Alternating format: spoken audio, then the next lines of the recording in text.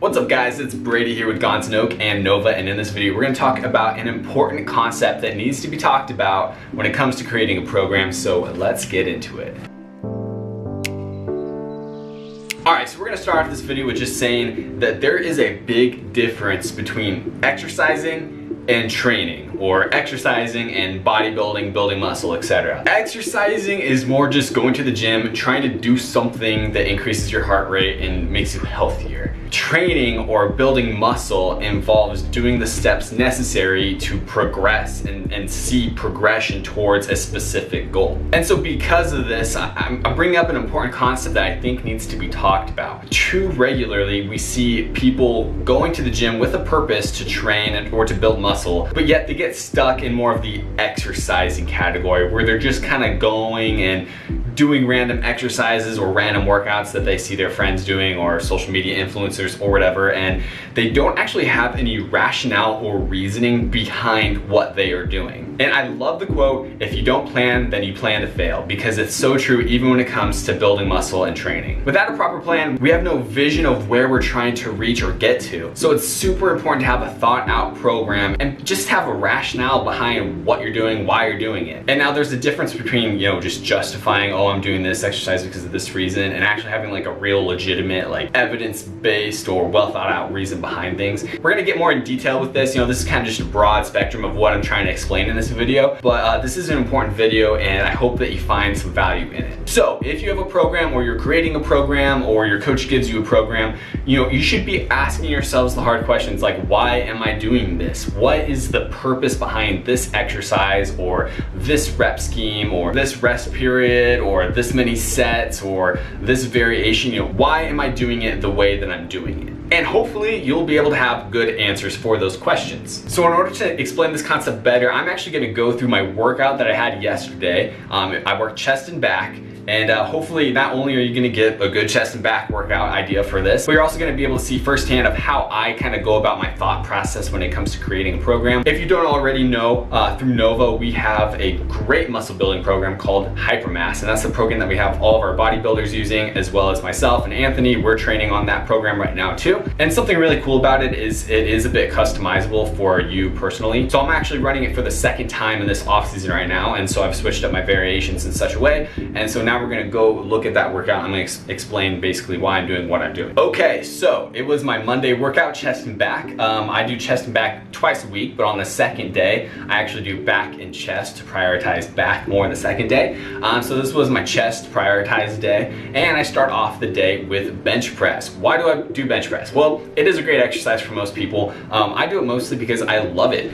I enjoy it. I look forward to doing it. It's very fun for me to progress in bench press. I also want to just maintain the skill and not detrain in bench press. And it also is just great, EMG data, we know that it works the full chest, and it's just a great lift to start off with. After that, I do pec deck, but I actually do a small variation where I focus on my upper chest, as you can see here in the video. I kind of lean forward a bit, and the reason I do this is because any chest fly is a low risk, low fatigue, high reward exercise. I think any sort of fly is absolutely incredible. I would play around personally to find if you like the cables or the pec deck more. In this case, I'm onto the pec deck this training cycle. And personally, I have found that I'm able to focus a lot on the upper chest during this exercise without my interior delts kind of taking over the lift, which is a problem that I've had in other upper chest exercises. So that's why I program this in. My next exercise is a slight incline dumbbell bench. Now, why do I do this? I do this because I want a compound exercise that is going to focus on my upper chest, because I am trying to focus on my upper chest in my chest workout. So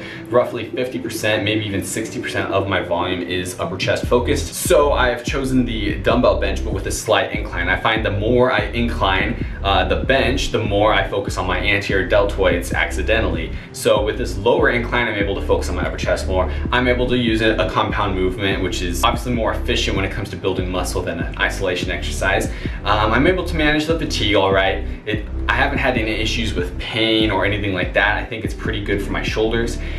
as well as I just feel it really well in my upper chest. And lastly, I just find it fun to progress with, so I think this is a great exercise for me as well. After that, we actually go back to the pec deck, but we focus on more of a neutral chest fly for the same reasons that we did the chest fly earlier. It is a low risk, low fatigue, high reward exercise. I think pretty much everyone should be doing chest flies. All right, next up I go to back, and actually the biggest focus with my back this training cycle is my lats. So my main lat movement is the single arm kneeling lat pull down. This is probably my favorite back exercise of all time. The reason I love this is I think it's very individualized, but I'm able to get a great range of motion.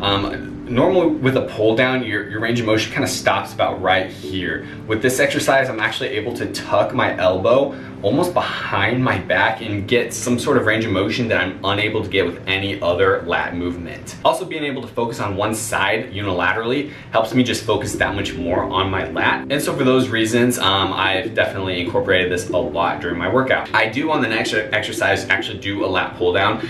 I still think lat pull downs are great. I just don't put it as high of a priority as I do the single arm kneeling lat pull down, but I think that a lat pull down is still a great way to overload the body, to use heavier weights, and yeah, it just feels good. So nothing wrong with lat pull downs. I just prioritize the single arm. All right, next up, I actually go to my middle back now, and there's really not much better exercise for your middle back than some sort of row. I've chosen a standard horizontal row here in a seated position, but something that I personally found is that when I use the D handles, which are like the loose handles, I'm able to get a better range of motion because I can pull the bar back farther. And also it just feels more natural with my wrists, and I'm able to retract my scapula a little bit better, have a better range of motion that way. So I found personally that the D handle horizontal seated row is the best for me personally for my middle back. And the last exercise I did for my back is actually a single arm horizontal seated row. I still use the D handle for this, and I personally have a really hard time with my scapular range of motion. This is something that I've worked at for literally the past 2 or 3 years.